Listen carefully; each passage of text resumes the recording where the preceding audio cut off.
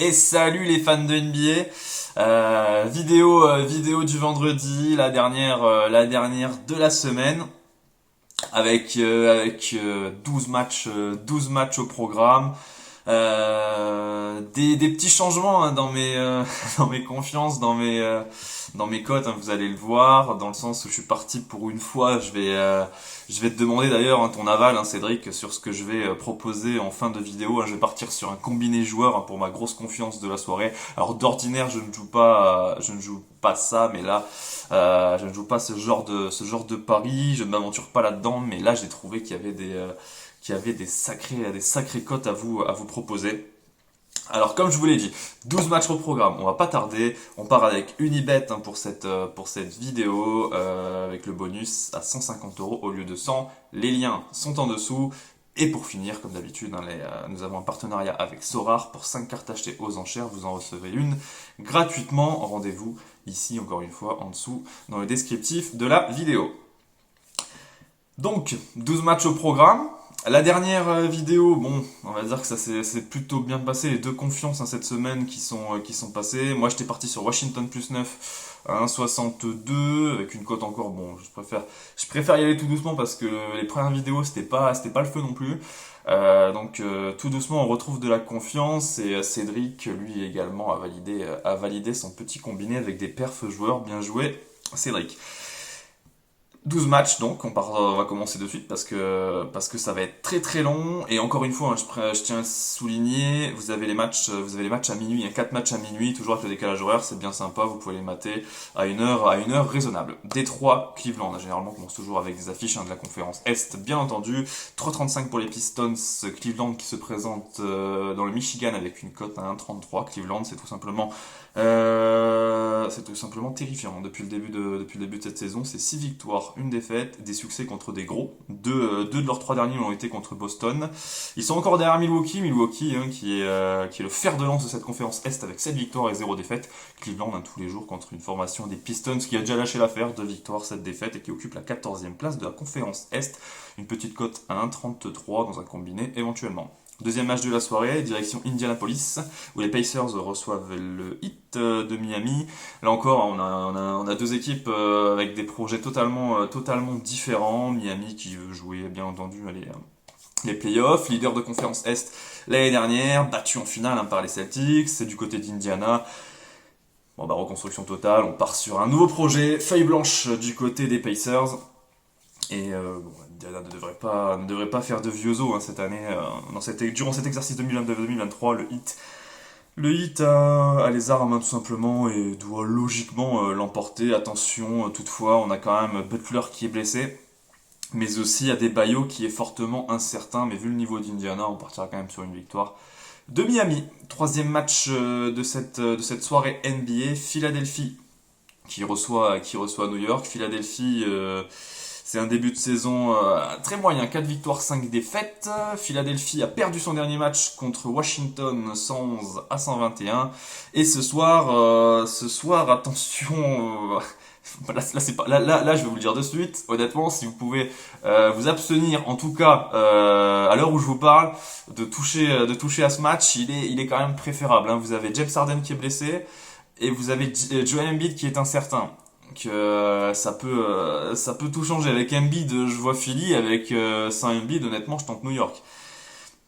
Même si New York c'est bien dégueu en déplacement, hein, ça n'a toujours pas gagné un match, 0 victoire, 3 défaites, hein, mais au final les deux équipes se retrouvent dans les mêmes eaux. Alors oui, New York a perdu ses 3 derniers matchs. Philly c'est pas beaucoup mieux, surtout sans Embiid. On l'a vu contre Washington, avec un secteur intérieur super faible. Hein, vous l'avez vu peut-être.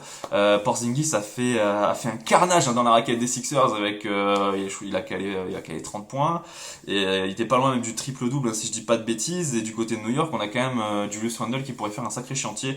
Donc pour ma part, je vous conseille de vous abstenir sur cette rencontre qui peut paraître piège hein, dans la mesure où on ne sait pas s'il y a Embiid. Voilà, vaut mieux attendre avant de parier sur ce match. Le quatrième de la soirée, il y a des choses à dire là-dessus. Washington contre Brooklyn. Washington à 1,71, Brooklyn à 2,14. Vous allez me dire, il y a quand même une incohérence dans les deux cotes.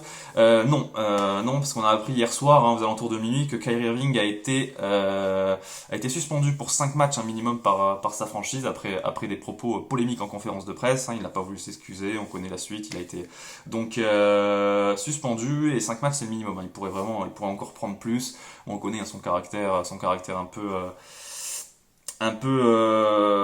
Kyrie Irving, c'est un personnage en NBA. On n'arrive pas trop, généralement, on n'arrive pas trop à le cerner. Très bon joueur, souvent critiqué pour son état d'esprit plus que limite.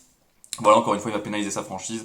Une cote à 1,71 pour Washington qui paraît vraiment pas mal du tout. Washington qui fait un très bon début de saison et qui vient de taper Philadelphie 111 à 121. Dans cette continuité, nous voyons une victoire de Washington. Qui plus est, la cote est encore bien intéressante avec un beau 1,72. Le prochain de la soirée, ce sera Boston contre Chicago. Toujours une petite horaire intéressante, minuit 30. 1,30 pour Boston, 3,60 pour Chicago. Alors, un différentiel de cote qui est pas forcément explicable. On va quand même partir sur une victoire des Celtics parce qu'à la maison, moi, quand ça joue dans le TD Garden, j'ai rarement tendance à miser contre les Celtics de Boston qui répondent souvent présents. Après, c'est clairement le match où je vous conseille de pas trop toucher non plus, à 29, 3,60. Chicago peut très bien le faire. Mais voilà, bon, dans la vidéo, je préfère quand même parier sur Boston, qui paraît quand même, voilà, dans le TD, ça se passe toujours bien pour eux. Le prochain match de la soirée, là, cette fois-ci, nous allons prendre la direction de la conférence Ouest où les Memphis Grizzlies reçoivent les Hornets de Charlotte. Cote 1,12 pour Memphis, 6,50 pour Charlotte. La différence est énorme, j'ai préféré laisser de côté ces cotes un peu pourries et partir sur les perfs joueurs où j'ai vu une magnifique cote. En tout cas, celle-ci, je vous avoue, elle me plaît bien. C'est Desmond Bain qui inscrit 20 points ou plus.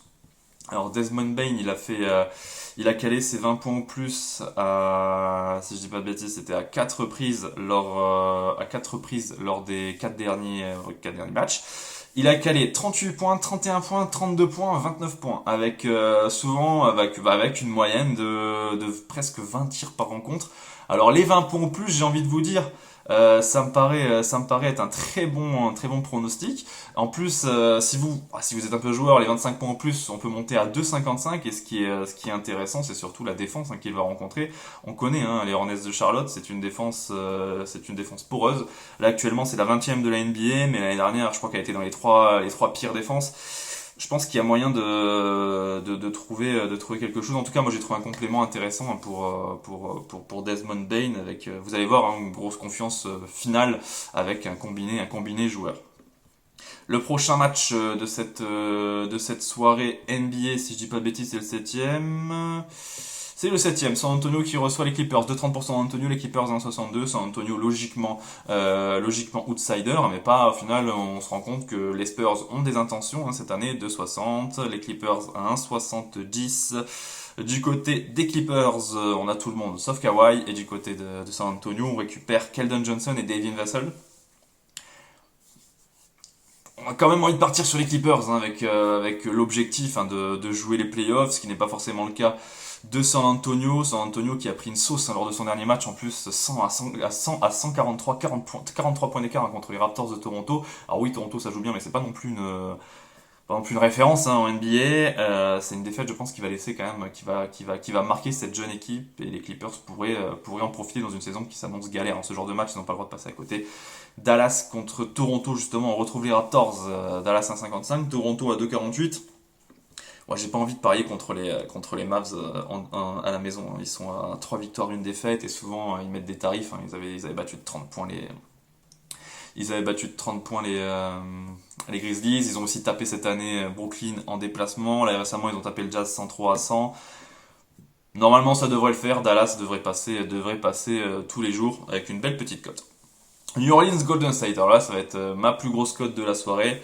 Je vois pas Golden State le perdre celui-ci. Alors, bien entendu, il faut rester prudent parce que je vais partir sur Golden State, mais on sait pas trop ce qui peut se passer du côté des Warriors, hein, justement. Est-ce qu'ils vont faire reposer du monde?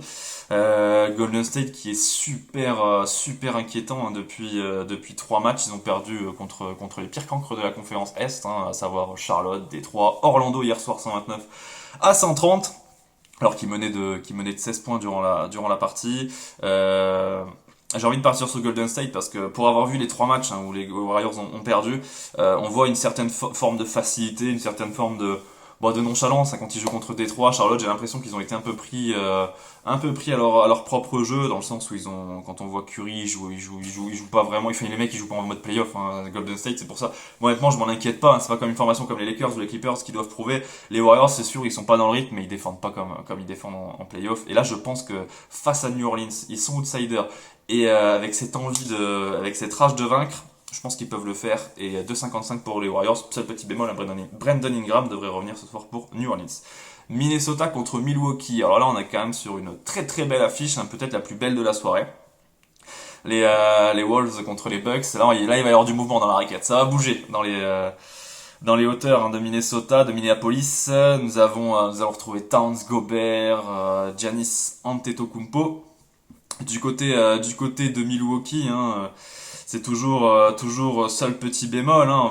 Il manque Chris Middleton et pas mal de joueurs au final de la rotation. Pat Connaughton, AJ Green, Joe Ingles.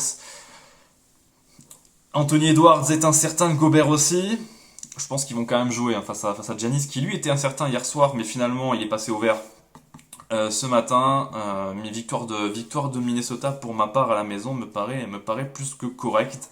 En tout cas, encore une fois, là, faut voir s'il y a bien Gobert, s'il y a bien Edwards, s'il y a bien. Mais en tout cas, Minnesota à 2,21 pour une cote à plus de 2, c'est plutôt pas mal. Avant le dernier match de la soirée, nous allons prendre la direction de l'Arizona où les Suns reçoivent les Blazers, cote à 1,21 pour Phoenix, 4,50 pour Portland.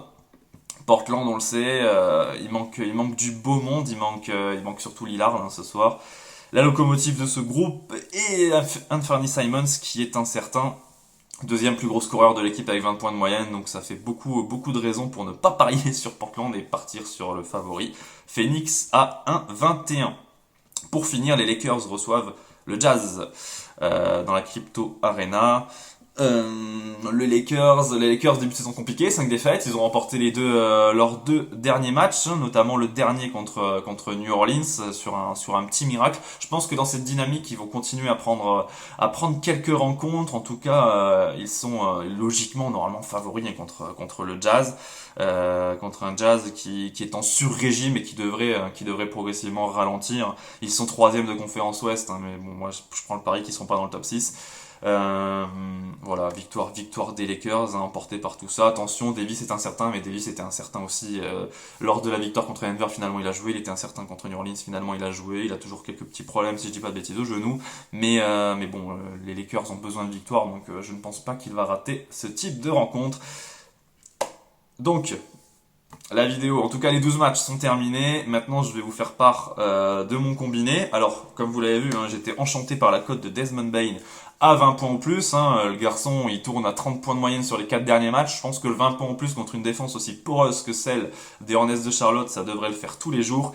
Et en complément, je vais partir sur les 20 points ou plus de Paul George. Paul George, hein, qui est la locomotive, hein, des Clippers. C'est 22,6 points de moyenne par rencontre, un début de saison bien pourri, hein, mais il s'est repris récemment avec 35 et 28 points. C'est lui qui va prendre tous les shoots, il prend plus de 20 tirs par match sur les 2 derniers. Voilà, il n'y a pas Leonard, tout va tourner autour de Paul George. Les 20 points en plus me paraît plus qu'évident. Donc ce petit combiné nous monte à 1,87. Donc je répète, Bane à 20 points en plus et Paul George à 20 points en plus pour un combiné à 1,87 sur Unibet. Sur ce, je vous souhaite une excellente journée, un très bon week-end et je vous dis à lundi les amis, ciao ciao.